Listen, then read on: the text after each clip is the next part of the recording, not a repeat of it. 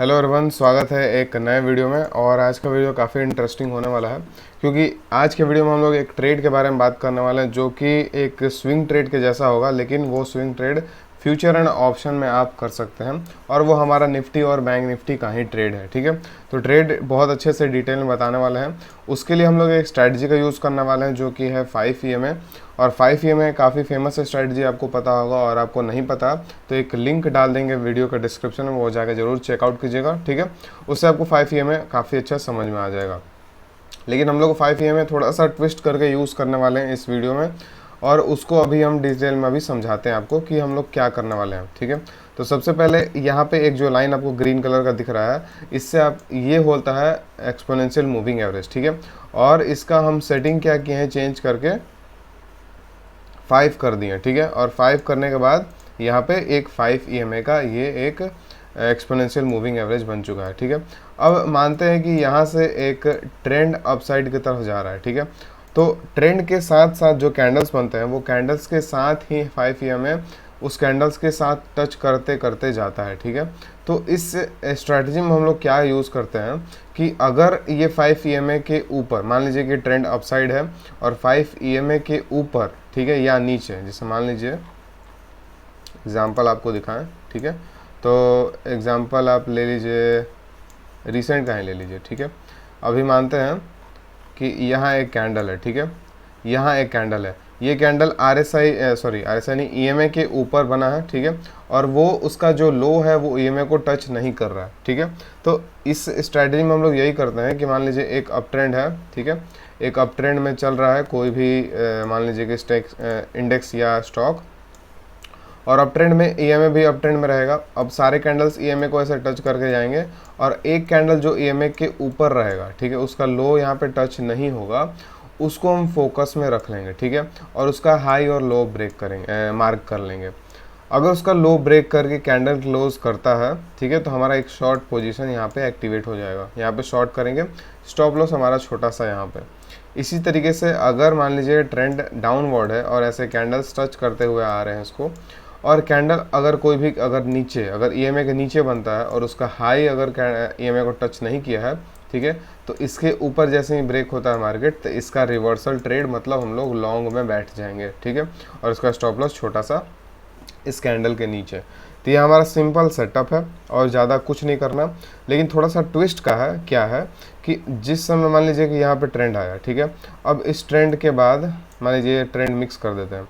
ये ट्रेंड के बाद क्या हुआ, यहाँ से एक रेड कैंडल नीचे आया। ठीक है, अब इस रेड कैंडल नीचे आया तो मेरा शॉर्ट का ट्रेंड स्टार्ट हो गया, शॉर्ट का ट्रेंड यहाँ तक आया। ठीक है, फिर उसके बाद क्या हुआ, एक और जो है EMA के नीचे एक कैंडल बना। ठीक है, जो कि उसका हाई इसको EMA को टच नहीं कर रहा है। ठीक है, और उसके बाद उसका हाई यहाँ पे ब्रेक हो जाता है नेक्स्ट कैंडल से। तो ये जो ट्रेड हम लोग एग्जीक्यूट किए थे शॉर्ट का यहाँ पे, उसका हम लोग प्रॉफिट बुक कर लेंगे। ठीक है, और उसका प्रॉफिट बुक करने के साथ साथ यहाँ पे हम लोग एक लॉन्ग ट्रेड का पोजीशन भी बना लेंगे। ठीक है, इसका मतलब समझे, अगर आप लॉन्ग में बैठे हैं, ठीक है, तो हमारा एंट्री का भी सेफ कंडीशन है, एग्जिट का भी सेफ कंडीशन है। ठीक है, और जिस समय एग्जिट कर रहे हैं उस समय रिवर्स हमारा एंट्री भी हो जाएगा। ठीक है, ये चीज़ अगर आप नहीं समझे हैं तो एक बार लाइव एग्जांपल आपको समझाते हैं। ठीक है, और अगर फिर भी नहीं समझ में आया तो वीडियो को 2-3 बार ज़रूर देखिएगा, आपको ज़रूर समझ में आ जाएगा। ठीक है, लाइव एग्जांपल देखते हैं। यहाँ से क्या हुआ, एक ट्रेंड ऊपर आ रहा है। ठीक है, और यहाँ पे एक कैंडल बनाता है जो कि है EMA के ऊपर। अब नेक्स्ट डे क्या होता है कि इसका जो कैंडल है वो इसके लो को ब्रेक करके यहाँ पे क्लोजिंग दे देता है। ठीक है, और हम लोग को एंट्री तभी लेना है, जैसे हम डेली टाइम फ्रेम में बात कर रहे हैं। ठीक है, तो एंट्री हमको जब लेना है जब 3:25 3:28 के जब समय होगा तब ट्रेड लेना है। ठीक है, उस समय क्यों लेना है, क्योंकि पता चल जाएगा कि हाँ क्लोजिंग कहाँ हो रहा है, इसके नीचे क्लोजिंग हो रहा है या नहीं, इसके लो के नीचे। अब यहाँ पे क्लोजिंग होने के बाद क्या करेंगे, यहाँ पे हमारा ट्रेड एग्जीक्यूट हो जाएगा शॉर्ट का। यहाँ पे शॉर्ट ट्रेड स्टार्ट कर देंगे हम। ठीक है, अगर आप ऑप्शन बाइंग कर रहे हैं तो हमको जब मोमेंटम मिलता है उसी समय निकल जाना है। ऑप्शन सेलिंग कर रहे हैं तो जो रीसेंट एक्सपायरी है उसमें ट्रेड नहीं करना है, क्योंकि हो सकता है ये रैली काफ़ी लंबा चले और आप रीसेंट एक्सपायरी में छोटा प्रॉफिट लेके निकल जाएं, पूरा रैली कैप्चर ना कर पाएँ। इसीलिए ऑप्शन सेलिंग करते हैं तो आपको कोशिश करना है कि नेक्स्ट टू नेक्स्ट एक्सपायरी में काम करना है। जैसे आज 14 है तो 27 अप्रैल का एक्सपायरी का यूज़ करके और ट्रेड लेना है, ठीक है, ताकि हमको अगर पूरा मूव मिलता है तो उसमें हमको अच्छा खासा प्रॉफिट हो जाए, ठीक है। और आप फ्यूचर्स कर रहे हैं, ठीक है, तो फ्यूचर्स में तो जितना मूव आएगा उतना प्रॉफिट आपको होने ही वाला है, ठीक है।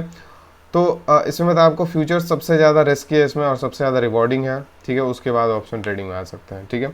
तो यहाँ पे हमारा एंट्री हुआ इस दिन। अब नेक्स्ट डे हम प्रॉफिट कब बुक करेंगे? स्टॉप लॉस तो हमारा फिक्स है यहाँ पे, स्टॉप लॉस जब हिट हो जाए तो निकल जाएंगे। और प्रॉफिट कब बुक करेंगे इसका ही बात करते हैं। स्टॉप लॉस का अगर हम बात करें तो आपको पता होगा कि अगर आप मैनुअली स्टॉप लॉस लगाते हैं तो हो सकता है कि आपको जब स्टॉप लॉस के लिए निकलना हो तो आप साइकोलॉजिकली तैयार नहीं होता या इमोशन उसमें बीच में आ जाता है, ठीक है। तो यहीं पे एक काफ़ी अच्छा फीचर ऑप्शन ट्रेडिंग में एक धन ने निकाला है, ब्रैकेट ऑर्डर का, ठीक है।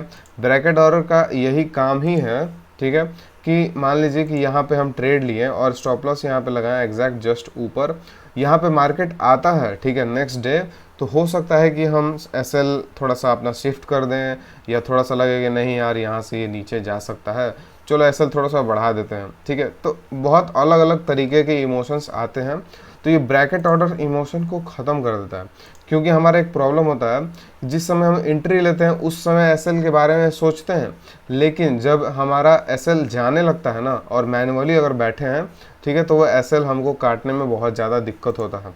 तो ब्रैकेट ऑर्डर क्या है, इसका फीचर ये इसी में हेल्प करता है कि मान लीजिए अभी हम ट्रेड लिए 44 रुपये पे और अगर हम स्टॉप लॉस रखना चाहते हैं, ठीक है, जैसे मान लीजिए कि हम यहाँ पे ट्रेड लिए कितना 17,000 यहाँ पे ट्रेड लिए थे 17,942 पे, ठीक है। हमारा स्टॉप लॉस कितना है 18,144, ठीक है। तो लगभग मान के चलिए कि 100 पॉइंट, ठीक है, 100 पॉइंट का लगभग स्टॉप लॉस है, तो यहाँ पे आप लिख देंगे 100 पॉइंट का स्टॉप लॉस, ठीक है, 100 पॉइंट का स्टॉप लॉस। और टारगेट अगर आप फिक्स करना चाहते हैं तो टारगेट भी आप फिक्स कर सकते हैं, ठीक है। इस समय क्या होगा कि जब भी 100 पॉइंट का आपका स्टॉप लॉस जाने वाला होगा उसी समय आपको ऑटोमेटिकली आपका ट्रेड जो है वो स्क्वायर अप हो जाएगा, आपको कोई भी इमोशनली इसमें दिमाग लगाने का ज़रूरत नहीं है। इसीलिए ये फीचर बहुत अच्छा है। धन ने बहुत सारे फीचर्स निकाले, जैसे ट्रेडिंग व्यू फ्री में है, ब्रैकेट ऑर्डर है, फ्लैश ट्रेड ऑप्शन बायर्स के लिए उस पर वीडियो हम बनाने वाले हैं, ठीक है। तो इसमें अकाउंट आपको ज़रूर खोलना चाहिए, ठीक है, क्योंकि इसमें फीचर्स बहुत अच्छे हैं।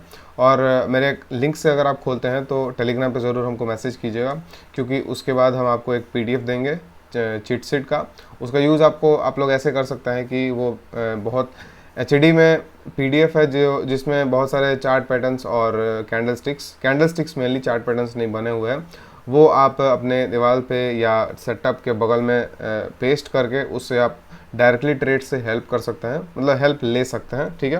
तो अगर आप अकाउंट ओपन करते हैं मेरे से तो मैसेज कर दीजिएगा टेलीग्राम पे, हम आपको पीडीएफ प्रोवाइड कर देंगे, ठीक है। और ये फीचर बहुत अच्छा है, इसको ज़रूर यूज़ कीजिएगा, क्योंकि देखिए अभी हम फ्यूचर्स ट्रेड करने वाले हैं, आपको बताएंगे, और नेक्स्ट ट्रेड अभी जो बताने वाले हैं वो भी आपको बताएंगे, ठीक है। तो फ्यूचर्स में ये हमको लगता है कि काफ़ी अच्छा इंपॉर्टेंट फीचर है, क्योंकि फ्यूचर्स में जब फ्लक्चुएशन होता है ना प्रॉफिट एंड लॉस का तो बहुत तेज़ होता है। और थोड़ा सा भी आप सोचेंगे स्टॉप लॉस अभी नहीं रोकते हैं, थोड़ा सा बाद हम स्टॉप लॉस काट देंगे, तो उतने देर में बड़ा लॉस हो सकता है, जो कि ये काफ़ी अच्छा इसमें फीचर जो है आपको बचा सकता है, ठीक है। तो ब्रैकेट ऑर्डर ज़रूर यूज़ कीजिए, ठीक है। अब थोड़ा सा स्ट्रैटेजी पे आ जाते हैं। तो इस दिन हमारा एग्जीक्यूट होता है ट्रेड।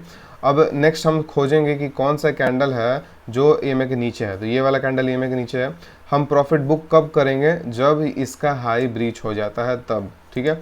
इसका हाई ब्रीच हुआ नहीं हुआ, फिर नेक्स्ट में आ जाते हैं, यहाँ पे फिर से एक नीचे है, इसका हाई ब्रीच हुआ नहीं हुआ, फिर नेक्स्ट में आ जाते हैं।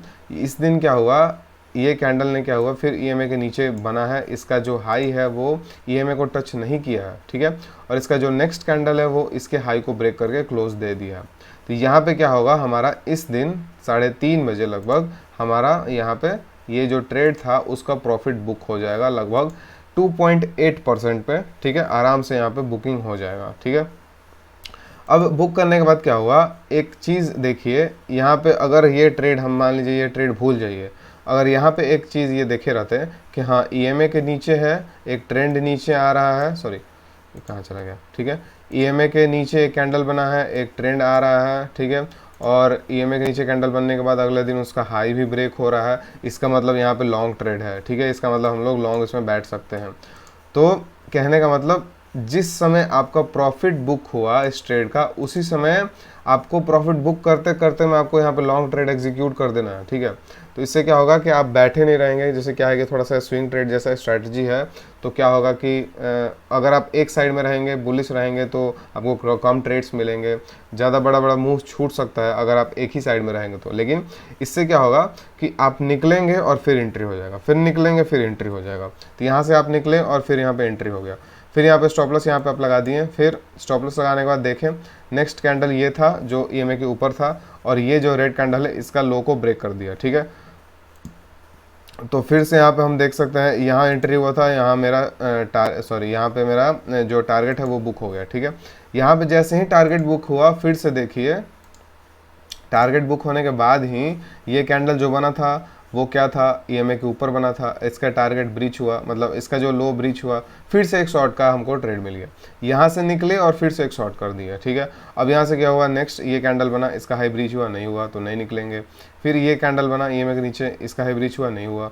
फिर ये हुआ, इसका हाई ब्रीच हुआ, हाँ हो गया, तो यहाँ पर हम लोग फिर से इसका बुक कर लेंगे। यहाँ एंट्री हुआ था, ठीक है, यहाँ एंट्री के बाद यहाँ पे बुक कर लेंगे फिर से 2.7% का, ठीक है। उसके बाद फिर क्या हुआ, यहाँ पे फिर से एक लॉन्ग ट्रेड में हम लोग बैठ जाएंगे जिसका एसएल हिट हुआ, ये कैंडल ने एसएल हिट किया, लेकिन ये कैंडल भी ईएमए के नीचे है, तो यहाँ पे फिर से मेरा ट्रेड एग्जीक्यूट होगा ये वाला कैंडल में, ठीक है। और ये कैंडल एग्जीक्यूट हुआ, स्टॉप लॉस यहाँ पे, और यहाँ पे देखिए आप जो प्रॉफिट है वो अभी तक चलते चल रहा है, मतलब इसके बाद देखिए ईएमए के ऊपर क्लोज हुआ, ठीक है। फिर अगर होता कि इस ये जो कैंडल बना इसका लो ब्रीच होता, ठीक है, तो यहाँ पे हम शॉर्ट करते हैं और ये वाला जो प्रॉफिट हुआ वो बुक कर लेते हैं। लेकिन क्या हुआ, नेक्स्ट कैंडल सेम बन गया, ठीक है। तो अब इससे फोकस हटा के यहाँ पे आ जाएंगे। अब इसका ब्रीच हुआ अगर लो, तो हम क्या करेंगे, शॉर्ट कर देंगे और इसका प्रॉफिट बुक कर लेंगे। लेकिन फिर ऐसे ही करते करते अभी तक ईएमए के ऊपर ही चल रहा है ये, ठीक है। और अभी भी सेम कंडीशन है हमारा, और ट्रेड हमारा इसी पे बेस्ड है कि अगर इसका जो लो ब्रेक होता है, ठीक है, तो ये ट्रेड का हमारा पोजीशन कटेगा, मतलब यहाँ पे प्रॉफिट बुकिंग होगा और यहाँ पे हमारा शॉर्ट का पोजीशन फिर से स्टार्ट हो जाएगा, ठीक है।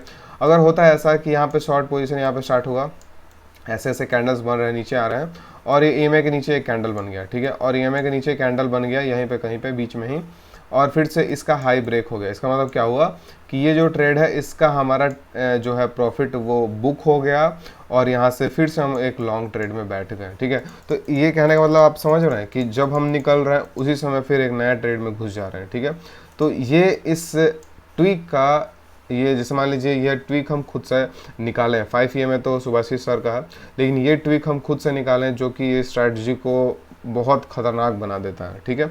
तो हमारा अभी का फ्यूचर का ट्रेड यही है जो कि नेक्स्ट 2 वीक में हम लोग को प्रॉफिट दे सकता है, कि इस कैंडल, मान लीजिए ये कैंडल के बाद फिर से एक कैंडल बनता है जो ईएमए के ऊपर है, तो उस पर फोकस करेंगे, ठीक है। फिर एक कैंडल बनता है, फिर उस पर फोकस करेंगे। हमको वेट करना है, किस चीज़ का वेट करना है, कि जो भी ईएमए के ऊपर वाला जो कैंडल है, ठीक है, मान लीजिए इसके बाद एक कैंडल बना जो कि लो को ब्रीच नहीं किया लेकिन ईएमए को टच कर दिया, ठीक है, तो फिर मेरा फिक्स हो जाएगा ये वाला कैंडल।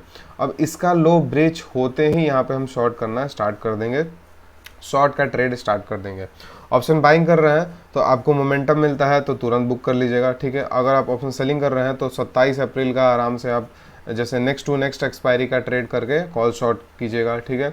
अगर आप फ्यूचर्स कर रहे हैं तो फ्यूचर्स का आपको पोटेंशियल अगर हम बताएं, ठीक है, तो फ्यूचर्स का पोटेंशियल हम आपको दिखाते हैं। बैंक निफ्टी और निफ्टी दोनों में आपको दिखाएंगे, ठीक है। बैंक निफ्टी में भी अगर आपको बताएं तो सेम सिचुएशन चल रहा है, सेम देखिए ईएमए के ऊपर ये चलते जा रहा है, ये वाला भी कैंडल ऊपर है, ठीक है। नेक्स्ट डे क्या होता है, अगर इसका लो ब्रेक होता है, शॉर्ट पोजीशन होगा हमारा क्रिएट, ठीक है। और शॉर्ट पोजीशन क्रिएट होते ही हमारा क्या होगा कि अपना स्टॉप लॉस इस कैंडल के ऊपर हो जाएगा, ठीक है, और शॉर्ट पोजीशन में बैठ जाएंगे। और जिस समय भी रिवर्सल होना स्टार्ट होगा, रिवर्सल कब होगा, ये मान लीजिए यहाँ से ईएमए आ रहा है, ठीक है, ईएमए नीचे आते जा रहा है और कैंडल ईएमए के नीचे बन गया और फिर इसका हाई ब्रीच हुआ, तो इसका प्रॉफिट बुक कर लेंगे, फिर लॉन्ग ट्रेड में बैठ जाएंगे, ठीक है। आई होप आपको ये चीज़ें समझ में आ रही होंगी, बहुत ईजी है। नहीं समझ में आ रहा है तो वीडियो को बैक करके देखते जाइए। अगर फिर भी नहीं समझ में आया तो कमेंट में हमको एक बार ज़रूर बताइए कि क्या प्रॉब्लम है, क्या नहीं समझ में आ रहा है आपको।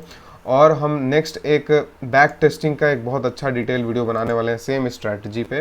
हम आपको दिखाने वाले हैं फ्यूचर्स ट्रेड करके कितना अच्छा प्रॉफिट बन सकता है, भले ही इसमें बहुत ज़्यादा रिस्क है फिर भी। तो आप ऑप्शंस कर सकते हैं, ऑप्शन सेलिंग और बाइंग दोनों कर सकते हैं, ठीक है। लेकिन हम बैक टेस्टिंग के वीडियो में जो भी आप कमेंट्स करते हैं वो सारे डाउट्स उसमें हम क्लियर करेंगे, ठीक है।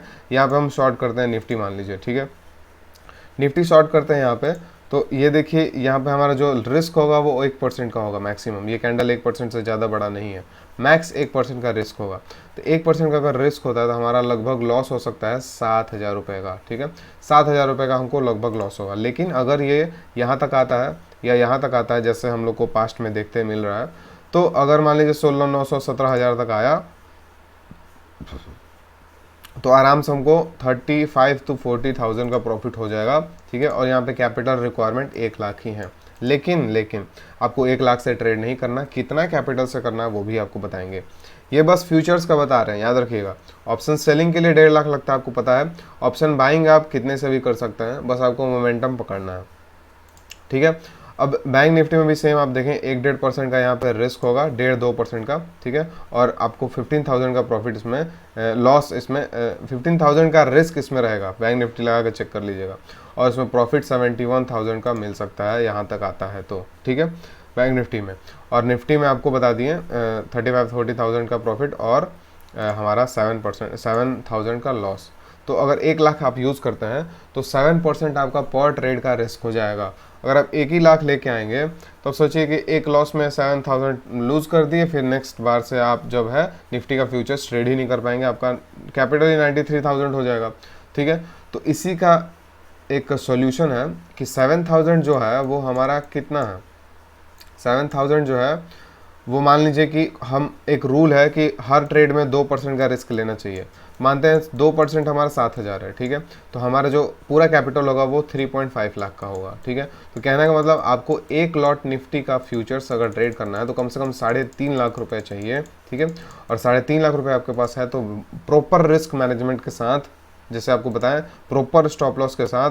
प्रॉपर स्टॉप लॉस कैसे लगेगा, ब्रैकेट ऑर्डर से लगेगा, धन में ये फीचर है, ठीक है। ये फीचर्स लगा के आप प्रॉपर स्टॉप लॉस लगा के, ठीक है, और ट्रेड करते हैं तो हो सकता है यहाँ पे स्टॉप लॉस 4-5 जाएँ आपका लगातार, कोई दिक्कत नहीं है। लेकिन जब भी आपको ट्रेड मिलेगा, ये देखिए 4% का, 3% का, 3% का, ठीक है, 3-3%, 4-4% का आपको ट्रेड मिल रहा है, तो आप समझिए कि एक एक ट्रेड में आपको, ये देखिए 3% में आपको मिलता है 31,000 प्रॉफिट, 4% में 40,000 प्रॉफिट। इस तरीके का आपको प्रॉफिट मिलेगा। 3.5 लाख कैपिटल लेके आइएगा प्रॉपर रिस्क मैनेजमेंट के साथ, ठीक है।